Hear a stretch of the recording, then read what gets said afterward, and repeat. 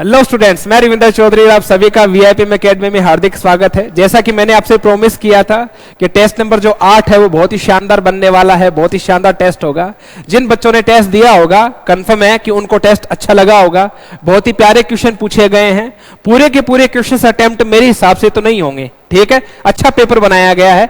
आप पेपर को देखोगे, साथ साथ में क्वेश्चंस को सोल्व करोगे तो आपको पता चलेगा कि वास्तव में क्वेश्चन अच्छे पूछे गए हैं। क्वेश्चन के पेपर के एंड के अंदर एक क्वेश्चन आपके लिए पैसेज एंड कंक्लूजन का भी रखा गया है। जिन बच्चों को पैसेज एंड कंक्लूजन में दिक्कत आ रही है उनके लिए भी एक क्वेश्चन लेके आया हूं। फटाफट सेशन को लाइक कर दीजिएगा, सेशन को शेयर कर दीजिएगा और चैनल को सब्सक्राइब कर दीजिएगा।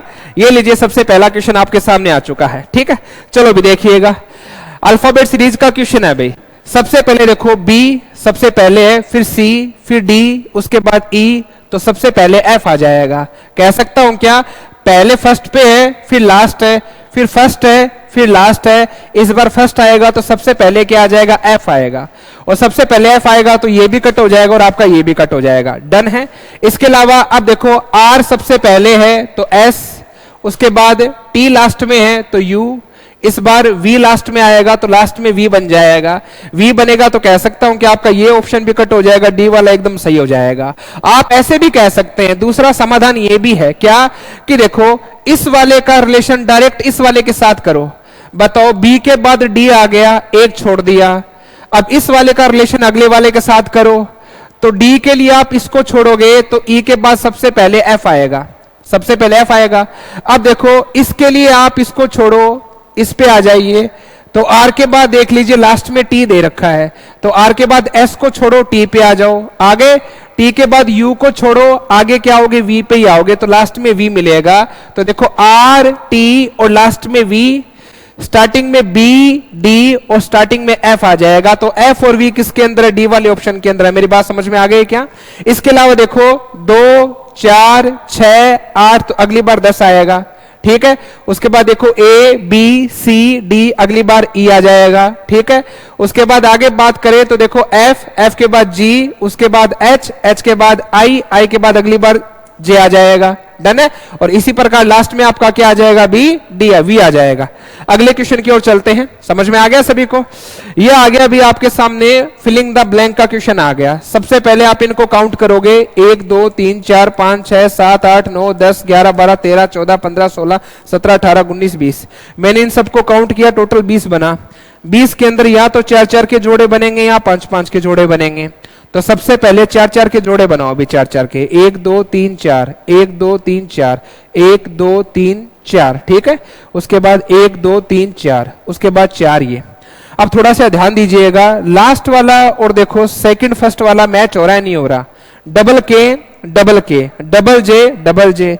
तो अगर लास्ट वाला इससे मैच हो रहा है तो ये वाला इससे मैच हो जाएगा हर हाल के अंदर। तो स्टार्टिंग में के है तो यहां पे स्टार्टिंग में के आ जाएगा। मेरी बात समझ में आ गई। अब बताओ एल और के और स्टार्टिंग में जे है तो कह सकता हूं क्या, एल और के स्टार्टिंग में जे है तो जे के बाद जे मिलेगा तो यहां पे जे ही आ जाएगा। डबल जे एल के, डबल जे एल के, डबल के, डबल जे, डबल के, डबल जे। तो स्टार्टिंग में के मिलेगा और लास्ट में जे मिलेगा। के जे किसके अंदर है तो के जे ये रहा, ये सही हो जाएगा, बाकी सब अपने गलत हो जाएंगे। आगे बात समझ में, पूरा चेक करने की जरूरत नहीं है, बस आपका समाधान निकलना चाहिए। अगला 5 62 7 क्या रिलेशन बनेगा। तो बच्चे इसने क्या कर दिया, इसको ए मान लो और इसको बी मान लो। इसने फंडामेंटल क्या बनाया है, ए का स्क्वायर प्लस में बी का स्क्वायर माइनस में क्या कर दिया, ए प्लस में बी कर दिया। ये फॉर्मेट बनाया है, ठीक है। अब बताओ 5 का स्क्वायर प्लस में 7 का स्क्वायर माइनस में क्या कर दिया, 7 प्लस में 5 प्लस में 7। 5 का स्क्वायर कितना हो जाएगा आपका 25, 7 का स्क्वायर हो जाएगा 49, माइनस में 7 और 5 12 माइनस करने हैं। अब इनको जोड़ोगे तो कितना बनेगा, इनको जोड़ोगे टोटल आपका बन जाएगा 74 और 74 में से 12 माइनस करोगे बिल्कुल कंफर्म है कि 62 बन जाएगा। आगे बात समझ में, ये का ये फॉर्मेट इसमें लग जाएगा। तो बताओ ऐसा कैसा लॉजिक इसके अंदर बैठेगा। तो कह सकता हूं क्या, 6 की स्क्वायर 36, 19 की स्क्वायर 361, 361 तो ज्यादा हो जाएगा, कट करो नहीं बनेगा। 13 की स्क्वायर 169, 12 की स्क्वायर 121, 390 नहीं बनेगा, ये भी गलत है। 10 की स्क्वायर 100, 9 की स्क्वायर 81, ये तो टोटली 181 बन गया, तो ये भी नहीं होगा। कौन सा ऑप्शन हो जाएगा? डी वाला हो जाएगा। तो 7 की स्क्वायर 49, 9 की स्क्वायर 81, माइनस में क्या करना है? माइनस में 7 प्लस में 9 करने हैं, यही तो करना है। इनको जोड़ोगे टोटल कितना बनेगा? अभी 50, ये आ जाएगा 130। 130 में से आप अगर 16 माइनस करोगे तो कह सकता हूं क्या 114 ही आएगा। कौन सा ऑप्शन? डी वाला। बताओ सभी को समझ में आ गया? अभी डन है। जिस प्रकार बिहार का रिलेशन झारखंड के साथ है, छत्तीसगढ़ का रिलेशन किसके साथ होगा? देखो, बिहार से झारखंड अलग हुआ था 1 नवंबर 2000 को, ठीक है, अलग होके बना था, दूसरी स्टेट बनी थी। वैसे झारखंड से किससे अलग होके बना था? मध्य प्रदेश से अलग होके बना है। और ये 15 नवंबर 2000 को अलग हुआ था। तो 15 नवंबर 2000 को तो छत्तीसगढ़ अलग हुआ था और बिहार से झारखंड अलग हुआ था 1 नवंबर 2000 को, ठीक है। ये इस प्रकार से इसका मतलब क्लासिक एनालॉजी बनेगा। तो समझ में आ गया, बिहार से झारखंड अलग हो गया और छत्तीसगढ़ किससे अलग हो गया? मध्य प्रदेश से अलग हो गया। डन है। चलो भी अगले क्वेश्चन की ओर चलते हैं। दोबारा एनालॉजी का क्वेश्चन आ गया। क्लाउड का रिलेशन कुड के साथ है। तो देखो, क्लाउड से कुड बना है तो एक मीनिंगफुल वर्ड बना है। क्लाउड बादल, बादल से कुड बन गया। कुड क्या है? एक मॉडल है। कुड क्या है? एक मॉडल बन गया। उसी प्रकार बताइए स्माइल से क्या बनेगा? तो स्माइल से आपका मीनिंगफुल वर्ड कौन सा बनेगा? आपका ए वाला राइट हो जाएगा, मिल्स हो जाएगा। आगे बात समझ में। बहुत से बच्चों का आंसर बी भी आ सकता है। बी उसने पता है कैसे किया है? बी करने का कारण ये है, उन्होंने चेक किया है कि देखो सी सबसे पहले है, ठीक है, उसके बाद में ओ यू को लिया गया है, तो देखो ओ यू ये रहा। उसके बाद में अगली बार किसको लिया गया है? एल को लिया गया है और फिर डी को लिया गया है। तो सी ओ यू एल ओ डी को। तो इसी प्रकार आपने बना दिया होगा। सबसे पहले तो एस को ले लेंगे, फिर किसको ले लेंगे? आई एल को, फिर लास्ट में एस और ई को सेट कर देंगे इस प्रकार से। लेकिन होने को तो आप ये भी कह सकते हो सही हो जाएगा, लेकिन सबसे पहले मीनिंगफुल वर्ड आपको देखना पड़ेगा। मीनिंगफुल वर्ड कहां बन रहा है? तो यहां पे मीनिंगफुल वर्ड की बात चल रही है, तो मीनिंगफुल वर्ड के हिसाब से आपका क्या आएगा? मिल्स आएगा, दूरी को मापने के लिए। आगे बात समझ में। अगला विषम का पता लगाना है। क्लासिफिकेशन का क्वेश्चन आ गया। इनमें चारों में से विषम कौन सा होगा? ठीक है, तो आपको पता है एम के बाद एन आता है, एफ के बाद जी आता है, एस के बाद टी आता है, लेकिन सी के बाद पी नहीं आता। तो आपका डिफरेंट कौन सा हो जाएगा? सी वाला हो जाएगा। आगे बात समझ में। अगला है, चार में से आपको डिफरेंट का पता लगाना है। क्लासिफिकेशन का क्वेश्चन आ गया। खीरा, गोभी, भिंडी, टमाटर। अब बहुत से बच्चों ने तो खीरा जवाब दिया था। क्यों? कि खीरा तो सलाद के तौर पे लिया जाता है, बाकी ये तो सब्जियां हैं। तो देखो, सब्जियों के तौर पे तो ये चारों ही हैं। आई बात समझ में कि इनकी तो सब्जी बनती, इसकी सब्जी नहीं बनती। सब्जी बनती ना होगी पर है तो सब्जी के अंदर ही, सैलेड के अंदर सलाद है। तो इसमें इस प्रकार से खीरा नहीं देखा जाएगा। इसका आंसर आएगा गोभी। क्यों? खीरे में बीज होते हैं, भिंडी में बीज होते हैं, टमाटर में बीज होते हैं, जबकि आपको पता है गोभी के अंदर बीज नहीं होते। तो बीज के अकॉर्डिंग देखा जाएगा। आगे मेरी बात समझ में। बहुत से बच्चों ने खीरा जवाब दिया, जो कि गलत है। कि सर ये तो सब्जी नहीं है। ठीक है, पहला काम बीज के अकॉर्डिंग देखा जाएगा। डन है। आगे चलते हैं। ये लीजिए, आपके सामने आ चुका है अभी ब्लड रिलेशन का क्वेश्चन।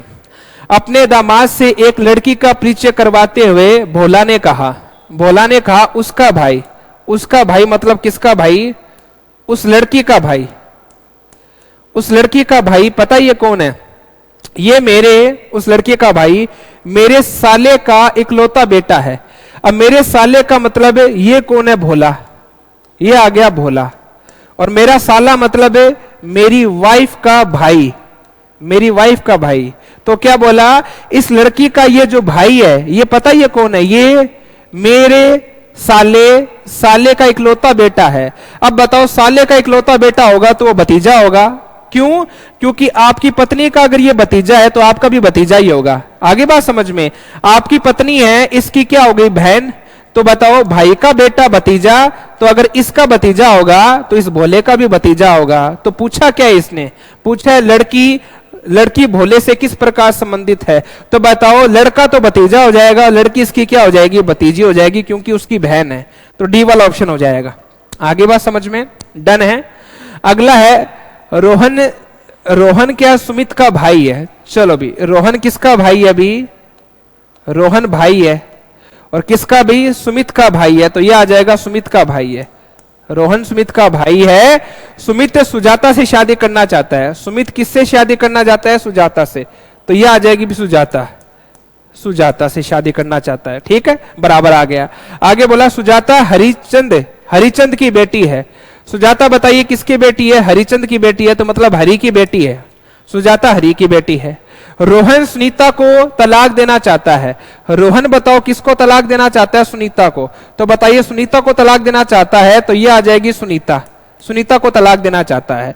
आगे बोला सुनीता और सुनीता आपस में बहनें हैं। सुजाता और सुनीता आपस में बहनें हैं, मतलब इन दोनों का फादर कौन है? हरि है। इन दोनों का फादर हरि है, तो कह सकता हूं क्या हरि अगर इसका फादर है तो इसका ससुर है, और रोहन इसका क्या हो जाएगा? दामाद हो जाएगा। तो पूछा क्या है, हरिचंद का रोहन से क्या संबंध है? बताइए, हरि है वो रोहन का क्या लगता है? तो हरि रोहन का क्या लगेगा? ससुर लग जाएगा। क्यों? सुनीता इसकी बेटी है, तो मतलब ये इसका ससुर हो जाएगा, रोहन इसका ससुर हो जाएगा। मेरी बात समझ में आ गई सभी को? आगे चलते हैं। इस प्रकार से भी पेपर में क्वेश्चन देखने को मिल सकते हैं बच्चे। हिंदी वाली इंफॉर्मेशन कर लेता हूं। ठीक है, ये तो आपकी सिंबल है, प्रतीक है, और ये आपके अल्फाबेट है, और इस इंफॉर्मेशन को ढंग से पढ़ोगे तब जाके आप इसका उत्तर दे पाओगे, तब जाके इसका उत्तर दे पाओगे। देखो, सबसे पहले इसने पहली कंडीशन क्या बोली है? अगर पहला तत्व सम संख्या है, बताओ पहला तत्व सम संख्या है, बिल्कुल सही बात है। अंतिम विषम संख्या होनी चाहिए, बताओ अंतिम विषम संख्या है क्या? नहीं है ना, तो पहली इंफॉर्मेशन किसी काम की नहीं है, काटो। आगे बोला यदि दूसरा और तीसरा तत्व दोनों सम संख्या है, बताओ दूसरा और तीसरा दोनों सम संख्या है क्या? नहीं है, तो ये इंफॉर्मेशन भी कट करो, किसी काम की नहीं है। आगे बोला यदि पहला तत्व एक सम संख्या है, पहला तत्व एक संख्या है, बिल्कुल संख्या है, और अंतिम प्रतीक है, और अंतिम एक प्रतीक है, बताइए अंतिम प्रतीक है या नहीं? तो पहली संख्या है, अंतिम प्रतीक है, बिल्कुल सही बात है। तो पहले तत्व के लिए कोड का उपयोग अंतिम तत्व के लिए भी किया जाएगा, मतलब पहले के लिए जो प्रयोग किया जाएगा वही अंतिम के लिए किया जाएगा। तो पहला 2 है, 2 का कोड क्या? सी है, तो अगर इसके लिए सी प्रयोग किया जाएगा तो इसके लिए भी सी प्रयोग किया जाएगा, दोनों के लिए सी प्रयोग किया जाएगा। तो दोनों साइड अगर सी आएगा तो देखो यहां तो नहीं है, गलत हो जाएगा, ये भी आपका गलत हो जाएगा, ये भी गलत हो जाएगा। कौन सा ऑप्शन हो जाएगा? बी वाला हो जाएगा। आगे बात समझ में? ठीक है। यदि अंबर को 27 लिखा जाता है, ब्रोवन को अगर 14 लिखा जाता है, तो बताइए ग्रीन को क्या लिखा जाएगा? तो देखो आपको अल्फाबेट के नंबर याद होने चाहिए। अगर मैं नंबर लगाना चाहूं तो बताइए क्या कुछ आएंगे? 1, 13, 2, 5, 18। इनका टोटल कीजिए भी, 1 और 13 14, 14 और 2 16, 21, 21 और 18 39। इनका टोटल किया 39 बन गया। अगर 39 को 3 और 9 को आपस में मल्टीप्लाई करोगे आपका 27 बन जाएगा। आगे बात समझ में? इसी प्रकार से समझ में आ गया ना? डन। इनका टोटल करो, फिर अलग अलग नंबर को आपस में मल्टीप्लाई करके बना दो। उसी प्रकार 2, 18, 15, 23 और 14 इनका जोड़ करो भाई, तो 2, 18, 20, 35 और आपके 23 हो जाएंगे 58, 58 और 14 हो जाएंगे आपके 72। अब 72 को अगर 7 इंटू 2 को मल्टीप्लाई करोगे 14 बनेगा। डन है? समझ में आ गया? उसी प्रकार 7, 18, 5, 5, 14। बताओ 7 और 18 कितने हो जाएंगे? 25, 35, 35 और 14 कितने हो जाएंगे? 49 हो जाएंगे। और 49 को अगर 7 और 9 को मल्टीप्लाई करोगे तो कितना आ जाएगा आपका? 36 आ जाएगा। बी वाला ऑप्शन हो जाएगा। बताओ डन है? अभी सभी को समझ में आ गया? भाई सेशन को लाइक कर देना यार, है ना? आगे पृथ्वी, शुक्र, मंगल, शनि, बृहस्पति, इनको अरेंज करना है। तो आपको पता है, आपको यह देखना है कि सूरज के नजदीक कौन है, फिर उससे दूर कौन है, फिर उससे दूर कौन है, इस प्रकार से पता लगाना है। तो बताओ सूरज के सबसे नजदीक कौन है? वैसे तो बुध है, बुध के बारे में कहीं जिक्र नहीं है, तो चलो कोई नहीं। शुक्र के बाद किसका नंबर आएगा? पृथ्वी का। उसके बाद मंगल का। तो कह सकता हूं क्या 2, उसके बाद 1 और उसके बाद 3। 2, 1, 3 किसमें? 2, 1, 3 इसमें नहीं है, इसमें नहीं है, और इसमें भी नहीं है। 2, 1, 3 बिल्कुल। तो देखो सबसे पहले तो सूरज के नजदीक का शुक्र, उसके बाद पृथ्वी, उसके बाद मंगल, उसके बाद बृहस्पति, बृहस्पति के बाद लास्ट में कौन है? शनि है। तो कौन सा ऑप्शन हो जाएगा? सी वाला हो जाएगा। समझ में आ गया? आगे बात करते हैं। ये लीजिए, इनको भी अरेंज करना है। तो इनको अरेंज करोगे तो ये एक तरीके से क्या है? बॉडी पार्ट है, जिससे एक बॉडी का निर्माण होता है। तो थोड़ा सा दिमाग लगाओ, थोड़ा सा कॉमन सेंस लगाओ, लास्ट में तो जनसंख्या आएगी। लास्ट में तो जनसंख्या आएगी। जनसंख्या मतलब दो, दो किसके अंदर है, दो इसमें भी नहीं है, कट करो, दो इसमें भी नहीं है, कट करो, दो इसमें भी नहीं है, कट करो, दो ये रहा, कौन सा ऑप्शन हो जाएगा, सी वाला हो जाएगा। तो बताओ सबसे पहले कोशिका सेल आती है, कोशिका से क्या बनता है, उत्तक, उत्तक से क्या बनता है, अंग, और अंग से क्या बनता है, जीव, और जीव से जनसंख्या में कन्वर्ट हो जाता है। तो आपका सी वाला ऑप्शन हो जाएगा। आगे बात समझ में। अगला क्वेश्चन आपके सामने मिसिंग नंबर का आ चुका है। अभी मिसिंग नंबर को आप कैसे हैंडल करोगे, बहुत ही शानदार, बहुत ही प्यारा क्वेश्चन है। अगर आप इसको पेपर में करने लग जाओगे तो वक्त तो लगेगा, इसका लॉजिक समझो, लॉजिक क्या है। तो देखो इसने क्या कर दिया, इसने इस प्रकार से पैटर्न बनाया है, इस प्रकार से पैटर्न बनाया है। कैसे कि बताओ, 35 में 2 गया 33, 33 में 2 गया 31, 31 में 2 गया, यहां पे क्या आ जाएगा तुम्हारा 29 आ जाएगा, बी वाला ऑप्शन हो जाएगा। मेरी बात समझ में आ गई क्या, डन है।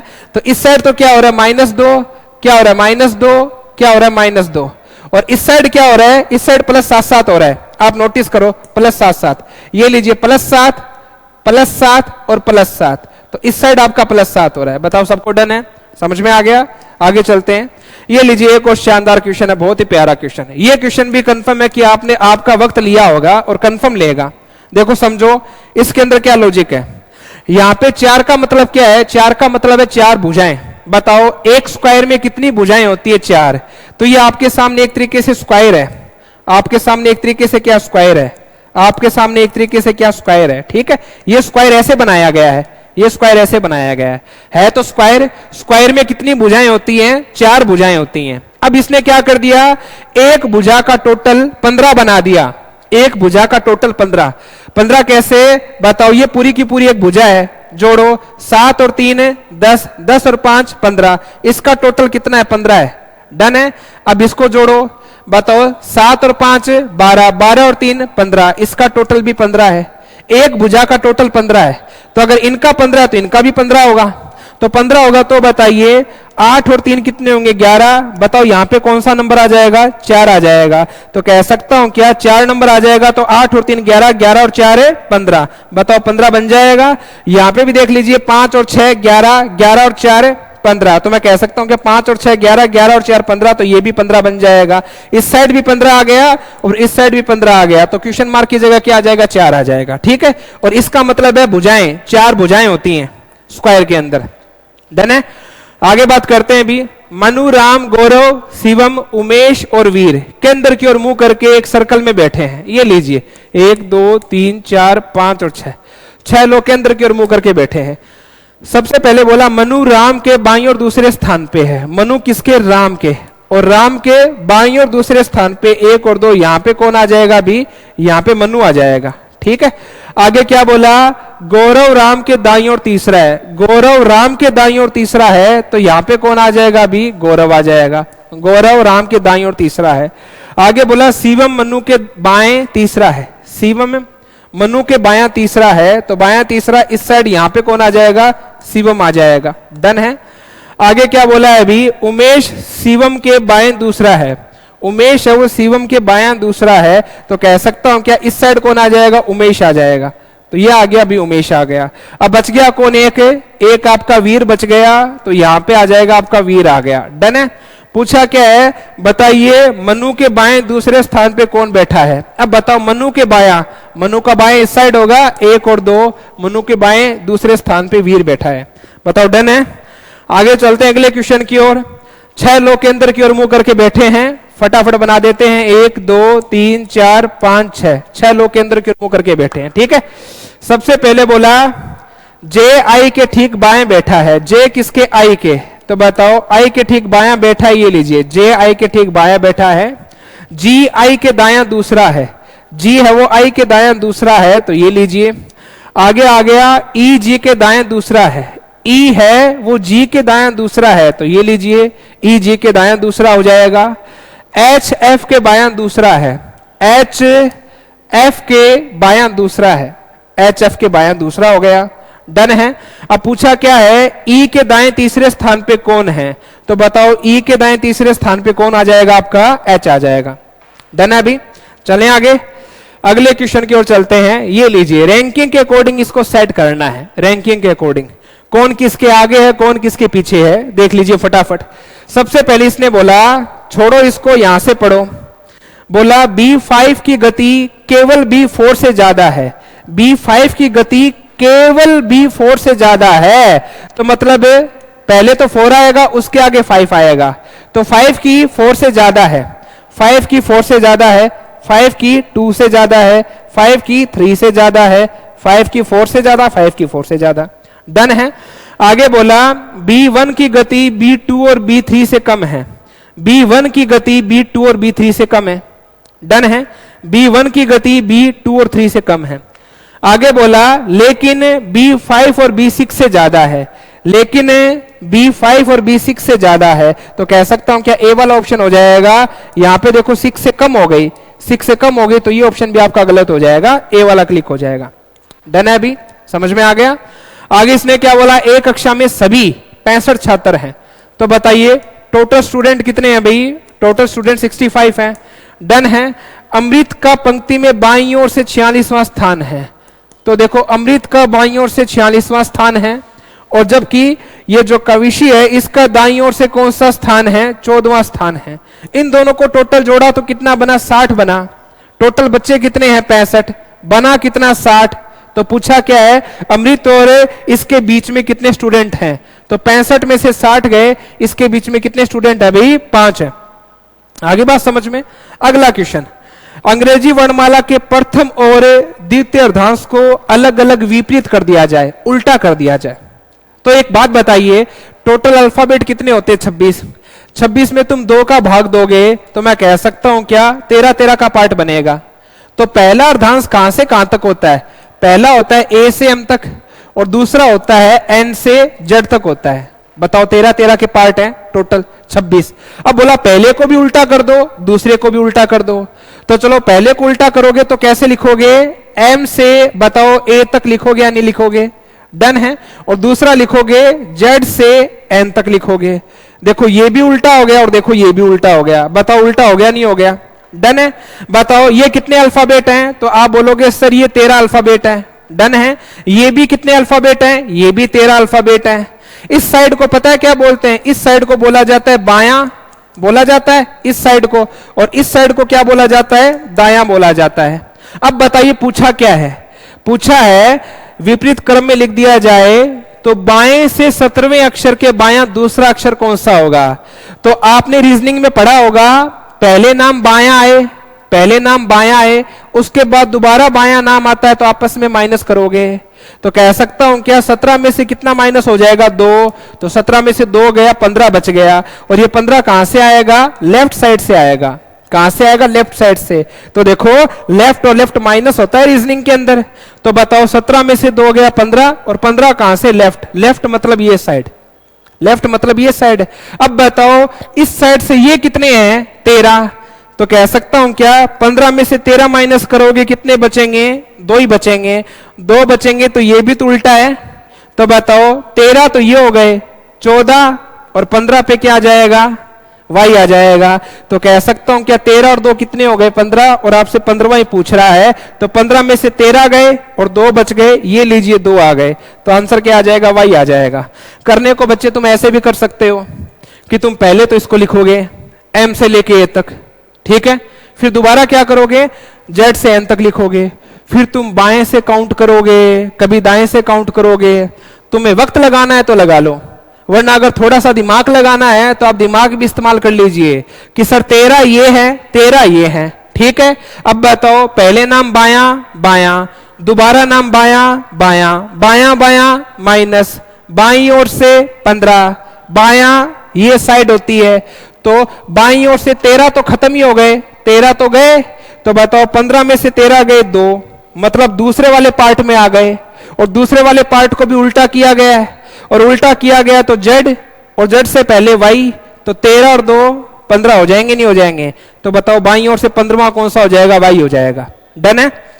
चलो भाई अगला, अंग्रेजी वर्णमाला में हर तीसरे अक्षर को हटा दिया जाए, हटा दो।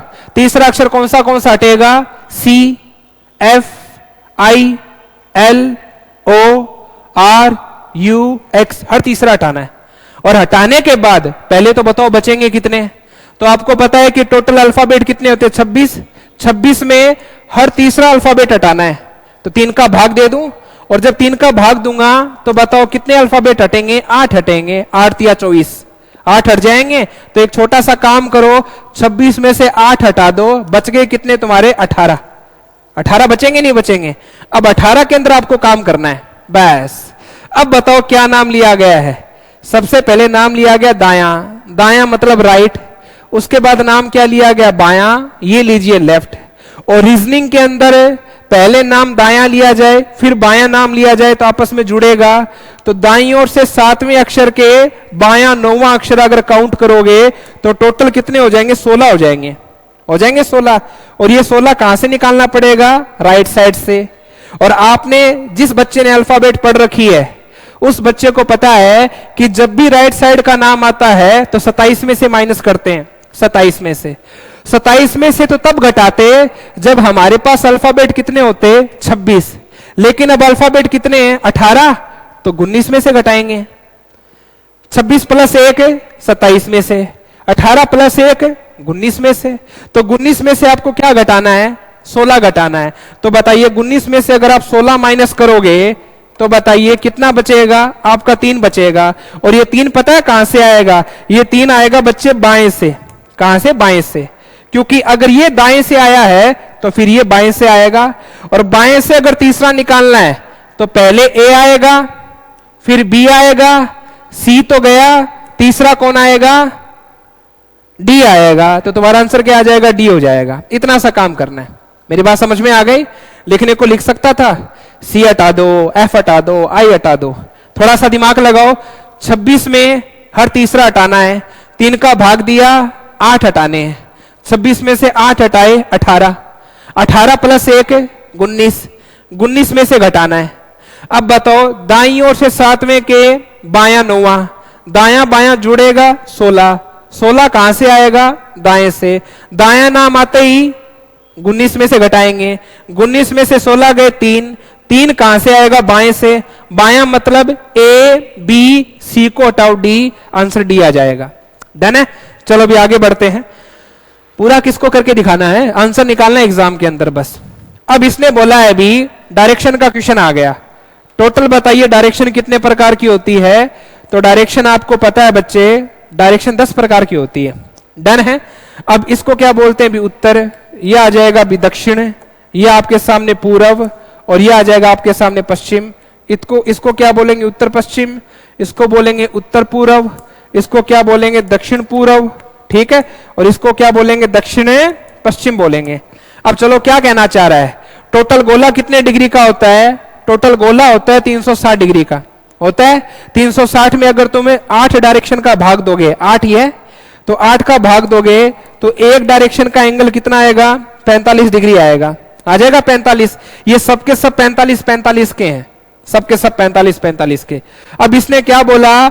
यदि दक्षिण को उत्तर पश्चिम कहा जाए, दक्षिण को उत्तर पश्चिम कहा जाए, तो बताओ दक्षिण को उत्तर पश्चिम कहोगे तो 45 90 135 कितना डिग्री घूम गए? 135 घूम गए एंटी क्लॉकवाइज। दक्षिण को पश्चिम कहा जाए 135। आगे बोला उत्तर पश्चिम को पूर्व कहा जाए, उत्तर पश्चिम को, अगर उत्तर पश्चिम को पूर्व कहा जाए, उत्तर पश्चिम को पूर्व, तो ये भी देख लीजिए 135 हो गया। 45 90 135 पूर्व कहा जाए। आगे इसने क्या बोला? पूर्व को दक्षिण पश्चिम कहा जाए, पूर्व को क्या कहा जाए? दक्षिण पश्चिम। 45 90 135, ये भी 135 हो गया। तो इसी प्रकार से पूछा क्या है? आपसे पूछ रहा बताइए उत्तर पूर्व को क्या कहा जाएगा? तो उत्तर पूर्व को 45 90 135, बताओ उत्तर पूर्व को क्या कहा जाएगा? दक्षिण कहा जाएगा। तो कौन सा ऑप्शन हो जाएगा? बी वाला हो जाएगा। आगे बात समझ में? अगला, जब मैं सुबह सुबह अपने घर से ऑफिस के लिए जा रहा था, ये लीजिए, और सुबह के टाइम तुम्हें पता है सूरज कहां होता है? सूरज पूर्व में होता है। सूरज कहां होता है? पूर्व में। और परछाई कहां जाती है? परछाई तुम्हें पता है, परछाई जाती है पश्चिम में, जाती है। क्या बोला? सुबह सुबह अपने घर से ऑफिस जा रहा था तो मेरी परछाई मेरे बाएं हाथ की तरफ गिर रही थी। तो बच्चे याद रखना, ये दक्षिण हो गया और ये तुम्हारा उत्तर हो गया। याद रखना, जब कोई आदमी दक्षिण से उत्तर की ओर जाता है तो परछाई लेफ्ट साइड में गिरती है, बायां गिरती है। कहां गिरती है? बायां। ठीक है। और जब कोई आदमी उत्तर से दक्षिण की ओर जाता है तो परछाई हमेशा कहां गिरती है? दायां गिरती है, याद रखना। तो अगर मैं उत्तर की ओर जाऊंगा तो परछाई बायां गिरेगी, और अगर मैं दक्षिण की ओर जाऊंगा तो परछाई दायां गिरेगी। डन है। अब इसने क्या बोला? सुबह सुबह घर से ऑफिस के लिए जा रहा था तो मेरी परछाई मेरे बाईं ओर गिर रही है, मेरी परछाई मेरे बाईं ओर। तो मतलब यहां पे मेरा घर है और ये मेरा ऑफिस है, और मैं घर से जा रहा था, परछाई देखो मेरे बाईं ओर गिर रही है, गिर रही है। तो पूछना क्या चाहता है? तो बताइए ऑफिस से मेरा घर कौन सी दिशा में है? ऑफिस से मेरा घर कहां है? तो बताओ ऑफिस से मेरा घर कौन सी दिशा में है? दक्षिण में हो जाएगा, सी वाला ऑप्शन हो जाएगा। डन है। चलो भी अगला क्वेश्चन है अभी। PQRSTU प्रत्येक परीक्षा में अलग अलग दिनों में नंबर कमाते हैं, अलग अलग दिनों में परीक्षाएं देते हैं। तो कितने लोग हैं टोटल? ये 3 और 3 6 लोग अलग अलग दिन परीक्षाएं देंगे। तो आपको पता है सबसे पहले काम करोगे, दिनों के नाम लिख लोगे। तो यह आ जाएगा सोम, उसके बाद मंगल, मंगल के बाद बुध, और बुध के बाद गुरु, और गुरु के बाद बच्चे आ जाएगा शुक्र, और शुक्र के बाद अगला क्या आ जाएगा? शनि आ जाएगा। डन है। चलो क्या बोला? शनिवार तक देते हैं। सबसे पहले बोला आर की परीक्षा मंगलवार को है। अब आर की परीक्षा मंगलवार को है तो ये लीजिए आर की परीक्षा मंगलवार को है। आगे बोला पी और आर के बीच में केवल एक छात्र की परीक्षा है। पी और आर के बीच में केवल एक छात्र की परीक्षा है, क्योंकि परीक्षा पी के परीक्षा के ठीक बाद है, क्योंकि परीक्षा पी के ठीक बाद है। ठीक है। आगे क्या बोला? उनमें से किसी की भी परीक्षा यू से पहले नहीं होती। यू से पहले किसी की परीक्षा नहीं होती, मतलब यू की परीक्षा सबसे पहले होती है, उससे पहले किसी की नहीं होती। आगे क्या बोला? आगे इसने एक लाइन और दी होगी भाई। आगे बोला यू से पहले नहीं होती, एस की परीक्षा आर के ठीक बाद होती है, एस की परीक्षा आर के ठीक बाद होती है। एक बंदा कौन सा बच गया अभी? टी। यहां पे टी आ जाएगा।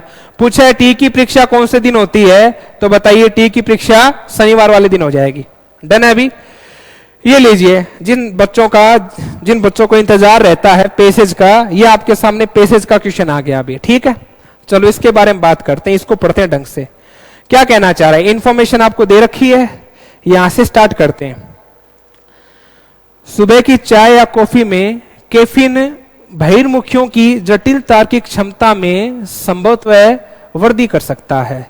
मतलब बहिर्मुखी का मतलब ये हो गया जो आदमी उठता नहीं है, जिसको ये है कि मुझे तो चाय दे दो, चाय देते एनर्जी आ जाती है, मैं तब तक नहीं उठूंगा जब तक मुझे चाय या कॉफी नहीं मिल जाती। ठीक है। मतलब एनर्जी लाने के लिए चाय पीता है, लेकिन ये नहीं सोचता अंतर्मुखी के अंदर तो ये नुकसानदायक है, क्योंकि चाय कॉफी आपको पता है शरीर के लिए नुकसानदायक होती है। लेकिन हम क्या करते हैं?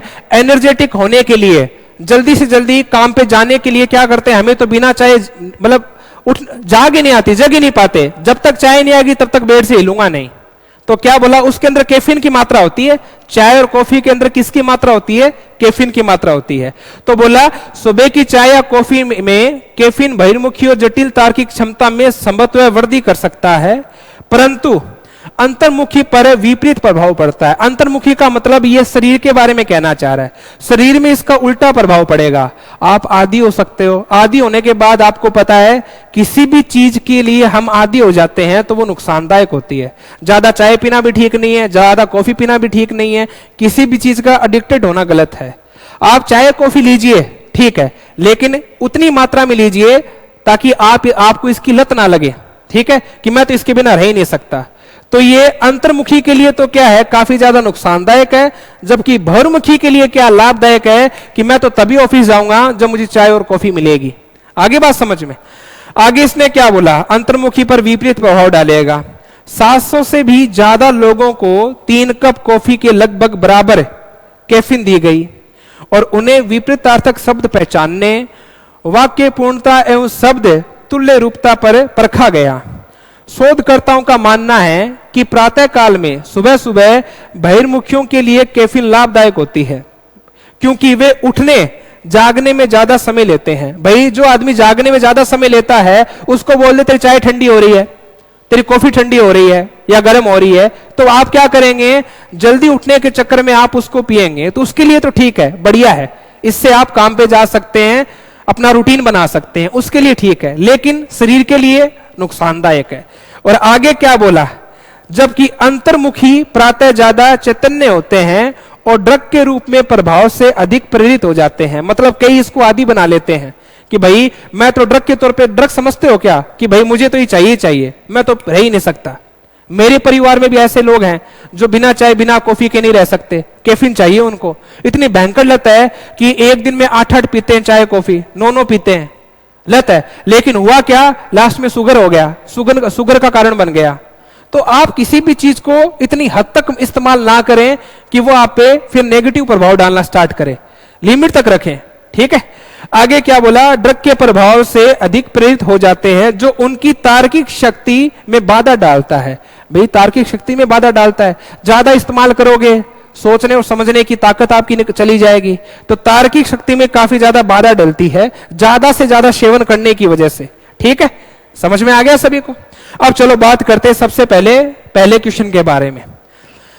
प्रातः काल में कैफीन का अधिक प्रभाव रहता है। तो देखो मेरी बात सुनो, हालांकि कैफीन के बारे में बात हो रही है कि भाई कैफीन को इस्तेमाल करना ना करने के बारे में बात हो रही है, पर बताओ इस पैसेज में कहीं पे भी ऐसा लिख रखा है क्या कि प्रातः काल कैफीन का ज्यादा प्रभाव रहता है? प्रभाव तो रहता है, कैफीन का प्रभाव तो पड़ता है, लेकिन बताओ ज्यादा प्रभाव के बारे में कहीं दे रखा है? अधिक प्रभाव के बारे में कहीं दे रखा है? प्रभाव पड़ता है पर अधिक के बारे में मेंशन नहीं है। और मैंने आपको साफ साफ बोला है, जो चीज पैसेज में मेंशन नहीं है आप उसको पूरा का पूरा सच नहीं मानोगे, या तो वो गलत होगा या संभवतः सही होगा। तो हां, कैफीन की वजह से प्रभाव तो पड़ता है, लेकिन इसने क्या कहा है कि प्रातःकाल कैफीन अधिक प्रभाव रहता है, कैफीन का अधिक प्रभाव रहता है, अधिक नहीं प्रभाव रहता है। तो कह सकता हूं क्या इसकी वजह से मैं इसको निश्चित सही भी नहीं कह सकता, संभवतः गलत भी नहीं कह सकता, तो मैं किस पे जाऊंगा? संभवतः सही पे जाऊंगा। संभवतः सही पे क्यों जाऊंगा? कि कैफीन का प्रभाव तो रहता है पर अधिक नहीं रहता, अधिक के बारे में कहीं मेंशन नहीं है। तो सत्य तो है पर पूरा सत्य नहीं है। आगे बात समझ में। संभवतः सही क्यों है? क्योंकि पूरा मेंशन नहीं है। सही है, प्रभाव रहता है पर अधिक प्रभाव के बारे में कहीं मेंशन है नहीं दे रखा, ठीक है। अगला क्या कहना चाह रहा है, बहिर्मुखी सायंकाल में कैफीन को लाभदायक नहीं पाते।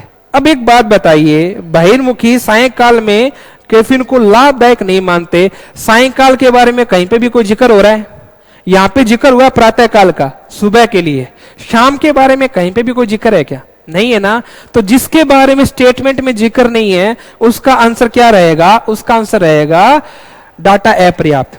भाई सायंकाल के बारे में कहीं जिक्र ही नहीं है, जब तक जिक्र नहीं है तब तक डाटा अपर्याप्त है। सुबह के लिए बोला गया, सुबह सुबह लोगों को लत होती है, मुझे तो चाहिए कैफीन, ठीक है, लेकिन सायंकाल के बारे में पैसेज में कहीं पे भी जिक्र नहीं है। तो बताइए कौन सा हो जाएगा? डी वाला हो जाएगा। डन है। आगे बात करते हैं अगले के बारे में। जो लोग चाय या कॉफी पीते हैं कैफीन उनकी तार्किक क्षमता को प्रभावित करती है। अब बताओ ये लाइन दे रखी है नहीं दे रखी? साफ साफ देख लीजिए। ये देखो, जो चाय और कॉफी का इस्तेमाल करते हैं उनकी तार्किक शक्ति में बाधा डालती है। जो लाइन आपसे पूछी जाए और वो की वो लाइन अगर पैसेज में मिल जाए तो मतलब वो क्या होता है? निश्चित सही होता है। संभावित भी नहीं कहोगे, गलत भी नहीं कहोगे, सही है। तार्किक क्षमता में बाधा डालती है, तार्किक क्षमता में बाधा डालती है। लाइन हूबहू मिल जाए, बात एकदम सत्य है। तो बताइए इसमें कौन सा हो जाएगा? भी आपका इसमें आ जाएगा निश्चित सही हो जाएगा। तो बताइए सभी को भी पेपर समझ में आ गया? आज का पेपर है, अच्छा बनाया, शानदार पेपर बनाया, ठीक है। ये कह सकते हैं कि ये मॉडरेट पेपर था, आपके एग्जाम के लायक पेपर था। कुछ क्वेश्चन अच्छे थे, कुछ आसान थे, ठीक ठाक पेपर था। उम्मीद करूंगा आपको सेशन समझ में आ गया होगा। सेशन को लाइक कर देना, शेयर कर देना और चैनल को सब्सक्राइब कर देना। और जो बच्चा 45 डेज के लिए जुड़ा हुआ है क्रैश कोर्स के अंदर, मैं उनको बता देता हूं भाई आपका सिलेबस लगातार बढ़ रहा है, कंप्लीट होने को ही है। जितने टॉपिक रह गए, पैसेज का रह गया, पैसेज एंड कंक्लूजन का, इनपुट आउटपुट का, तो ये टॉपिक भी 1-2 दिन के अंदर स्टार्ट होने वाले हैं। लगातार इनकी क्लासेस देखते रहें। बस आपको पैसेज को और इनपुट आउटपुट को ढंग से करके आना है ताकि आपके मार्क्स पूरे में से पूरे बन जाएं, ठीक है। अपना ध्यान रखें, माता पिता का ख्याल रखें। इसी के साथ जय हिंद, जय भारत।